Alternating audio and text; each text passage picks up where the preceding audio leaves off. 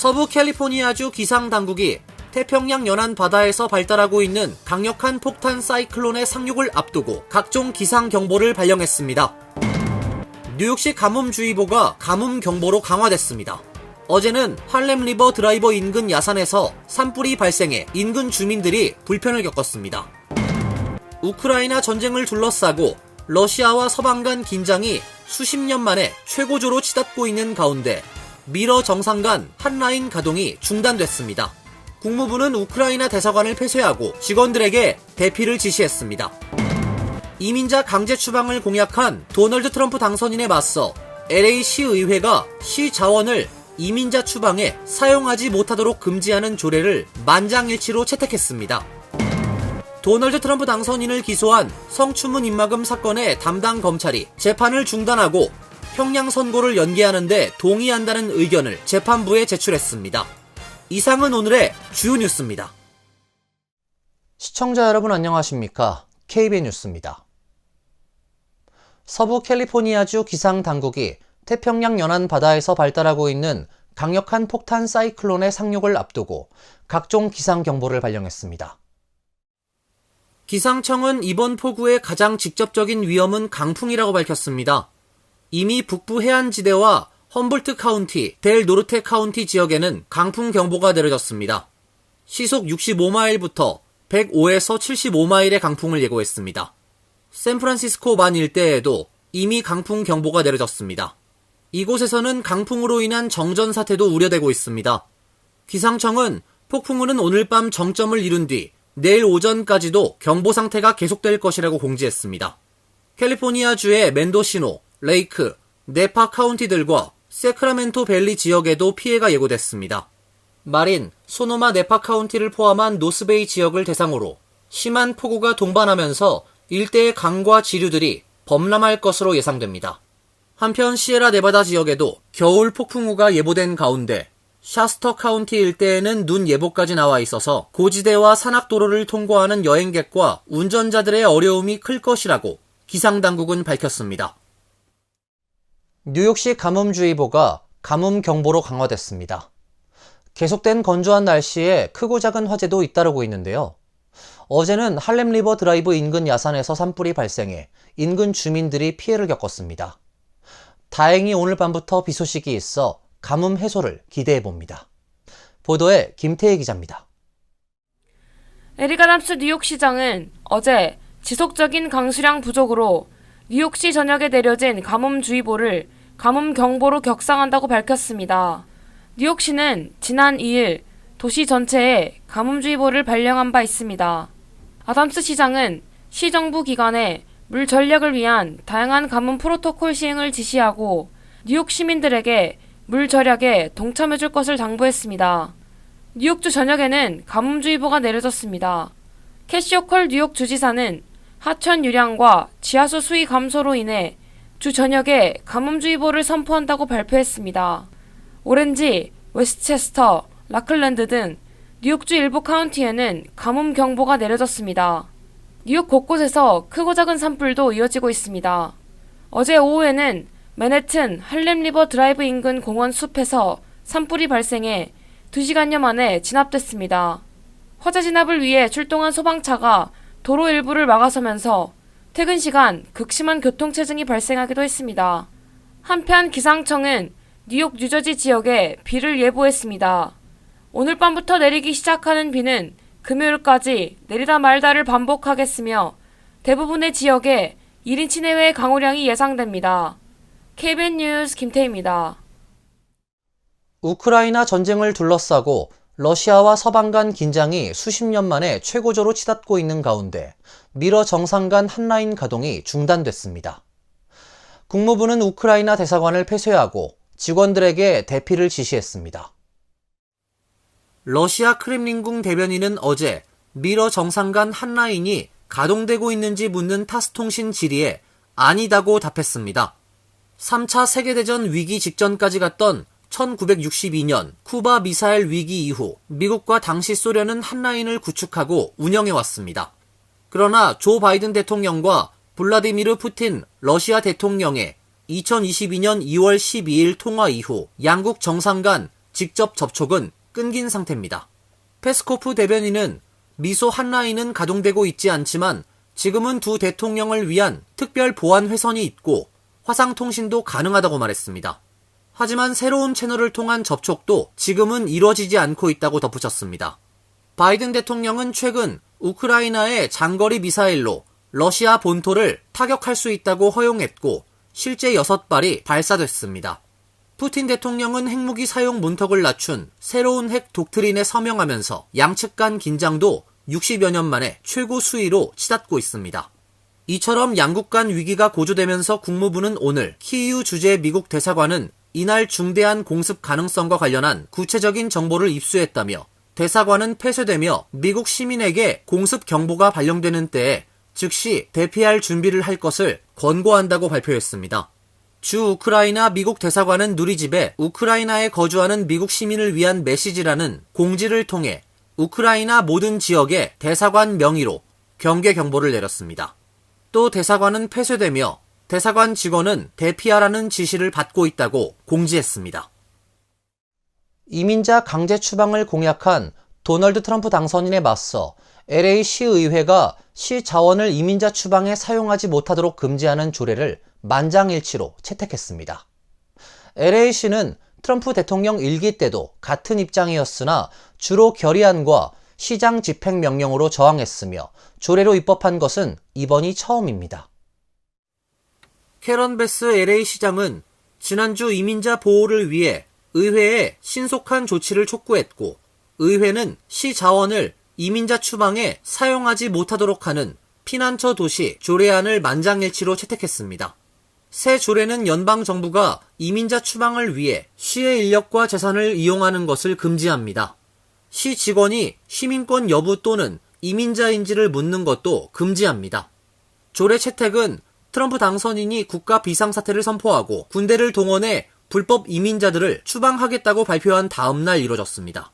조례를 발의한 휴고 소토 마르티네스 시의원은 성명에서 새 법령이 주민들이 도널드 트럼프의 추방 기동대가 주위에 있을지 겁내지 않고 시 정부와 소통할 수 있도록 보장하기 위한 것이라고 밝혔습니다. 학생 52만 명을 관장하는 LA 통합교육청도 직원들이 자발적으로 이민 당국과 협력하는 것을 금지하는 조례를 채택했습니다. 하지만 이민 전문 변호사들은 LA 시의회가 채택한 조례가 이민자를 대량 추방하려는 트럼프 정부를 막지 못할 것이라고 밝혔습니다. 시 조례는 트럼프 행보에 약간의 불편함을 줄 수 있을 뿐이라는 평가입니다. 모든 중국산 수입품에 60%의 폭탄 과세를 매기겠다고 공약한 도널드 트럼프의 대통령 취임을 앞두고 중국 제품을 수입하는 미국 기업들 사이에서 사재기 현상이 나타나고 있습니다. 월스트리트 저널에 따르면 기업들은 수개월에서 최대 1년간 판매할 제품을 미리 준비해 놓는 등 트럼프 2기 행정부 출범을 앞두고 대비하고 있습니다. 트럼프 당선인이 내년 1월 20일 대통령으로 취임하기 전 최대한 재고를 쌓으려는 것이라고 월스트리트 저널은 설명했습니다. 위스콘신주 소재 스킨케어 제품 판매회사 베어 보타닉스의 창업자는 지난 6일 밤 트럼프의 대선 승리가 확실해지자마자 곧장 중국의 공급업체로 연락을 취해 1년치 재고에 해당하는 5만 달러어치의 제품을 한꺼번에 주문했다고 밝혔습니다. 실제 트럼프의 당선이 유력하다는 이야기가 나왔던 지난 10월부터 중국의 대미 수출량은 늘어나기 시작했고 중국의 10월 수출은 전년 동기에 비해 13% 증가했습니다. 월가의 이코노미스트들도 앞으로 몇 달간 이러한 선제 주문으로 인해 중국의 대미 수출이 강세를 유지할 것이라고 내다보는 상황입니다. 미국 기업들이 미중 무역 전쟁에 대비해 미리 중국산 제품 구매를 늘리는 건 이번이 처음은 아닙니다. 2018년 트럼프 1기 행정부가 중국을 상대로 관세 전쟁에 나섰을 당시에도 일부 미국 기업들은 새로 도입된 고율 관세가 시행되기 전에 중국산 제품을 사재기했습니다. 그 탓에 미국의 2018년 대중무역 적자폭은 오히려 전년도보다 커졌습니다. 도널드 트럼프 당선인을 기소한 성추문 입막음 사건의 담당 검찰이 재판을 중단하고 형량 선고를 연기하는 데 동의한다는 의견을 재판부에 제출했습니다. 엘빈 브레그 검사장이 이끄는 맨해튼 지방검찰청 소속 검사들은 재판 중단에 동의한다는 내용이 담긴 의견서를 1심 재판부인 뉴욕 형사법원의 후안 머천 판사에게 제출했습니다. 다만 검찰은 지난 5월 내려진 트럼프 당선인에 대한 유죄 판결이 파기돼선 안 된다는 입장을 밝혔습니다. 트럼프 전 대통령은 2016년 미국 대선을 앞두고 같은 해 5월 성인 배우 스토미 데니얼스와의 성추문을 덮기 위해 개인 변호사였던 마이클 코언을 통해 13만 달러를 지불한 후 회사 장부에 허위로 기재한 혐의를 받고 있습니다. 배심원단은 지난 5월 34개 혐의 모두에 대해 만장일치 유죄 판결했고 법원의 형량 결정만이 남겨져 있습니다. 하지만 지난 7월 미국 연방대법원이 대통령이 재임 중 국정 운영을 위해 한 행동은 처벌할 수 없다는 취지로 판단하면서 상황이 달라졌습니다. 트럼프 당선인 측은 해당 판결을 이유로 유죄 판결이 기각돼야 한다고 요청했습니다. 머천 판사는 아직 검찰 의견에 따른 결정을 내리지 않았습니다. 백악관 공보국장에 내정된 스티브 청 대선 캠프 대변인은 이날 성명에서 검찰 입장에 대해 이는 트럼프 대통령 당선인과 그를 압도적으로 선출한 미국 국민의 완전하고 결정적인 승리라고 밝혔습니다. 일론 머스크의 우주기업 스페이스X가 달 화성 탐사용 대형 우주선 스타쉽의 6차 시험 비행을 마무리했습니다. 이번 발사 현장에는 트럼프 당선인도 함께했습니다. 스페이스X는 어제 오후 4시 텍사스주 보카치카 해변에 세워진 발사시설 스타베이스에서 스타쉽을 발사했습니다. 어제 발사에서 스페이스X는 지난 5차 발사 때와 달리 스타쉽의 하단부 추진체 슈퍼헤비를 발사대에 재착륙시키지 않았습니다. 대신 추진체는 멕시코만에 착륙했습니다.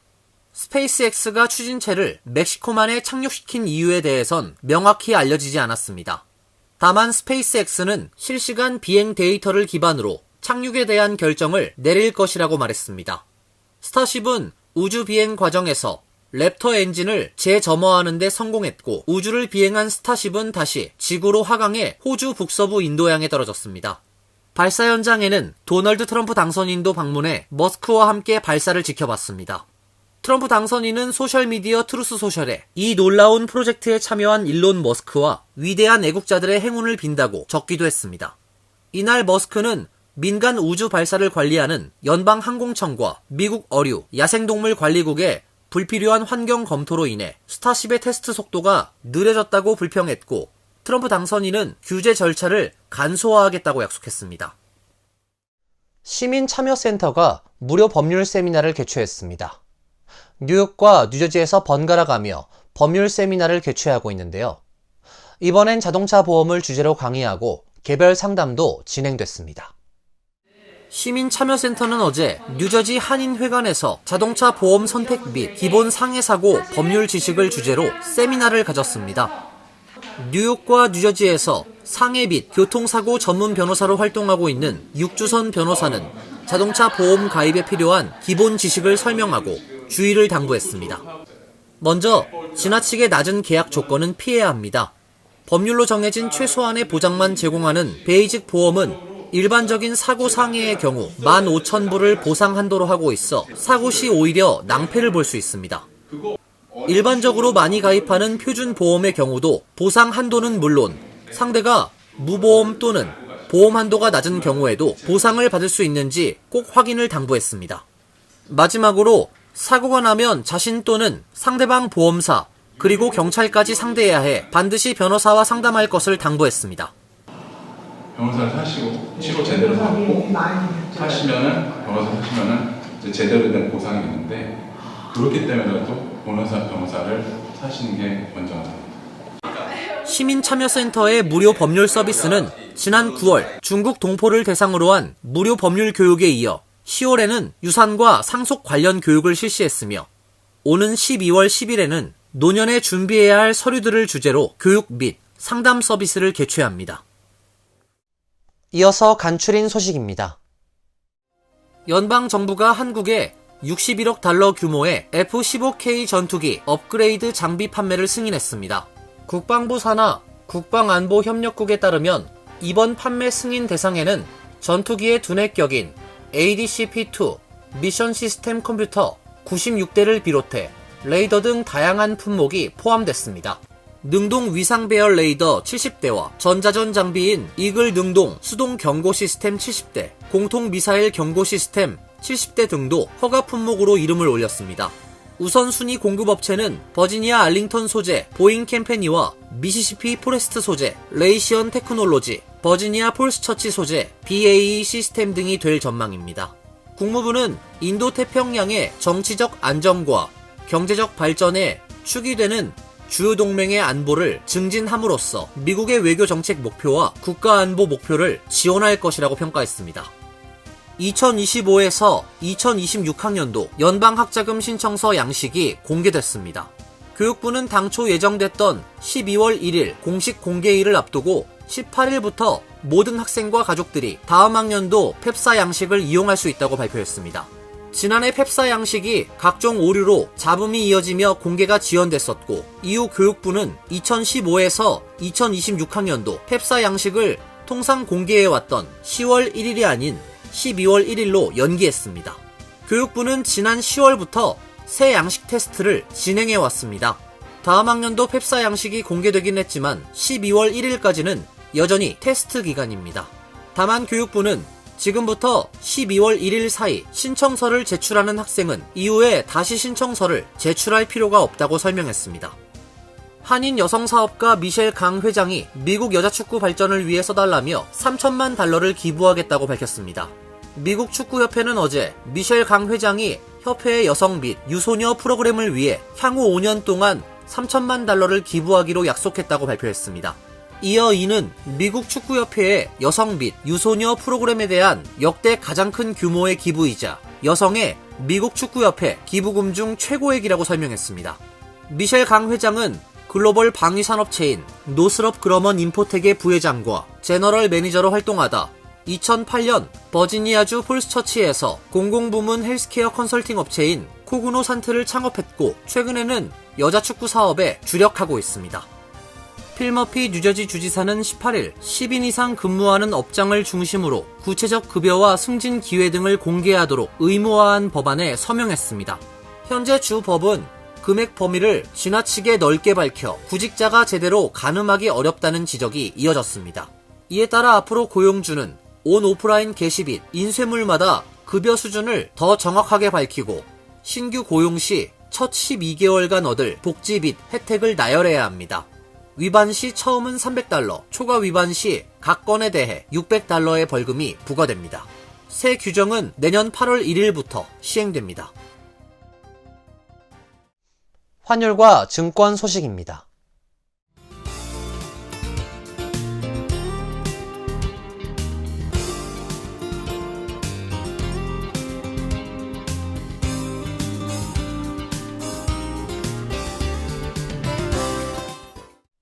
이어서 날씨입니다. 내일은 하루 종일 비 소식이 있습니다. 낮 최고 기온 52도, 섭씨 11도, 밤 최저 기온 36도, 섭씨 2도로 예상됩니다. 금요일도 흐린 가운데 몇 차례 소나기가 내리겠습니다. 토요일은 구름이 많이 낀 날씨가 예보되어 있습니다. 이상으로 KBN 뉴스를 마칩니다. KBN과 함께 즐거운 시간 되시길 바랍니다. 동부 최대 한인방송 KBN이 제작하는 KBN 뉴스는 웹사이트 mykbn.com 그리고 유튜브와 페이스북에서 다시 보실 수 있습니다. 좋아요, 구독, 알림 설정은 뉴스 제작에 큰 도움이 됩니다.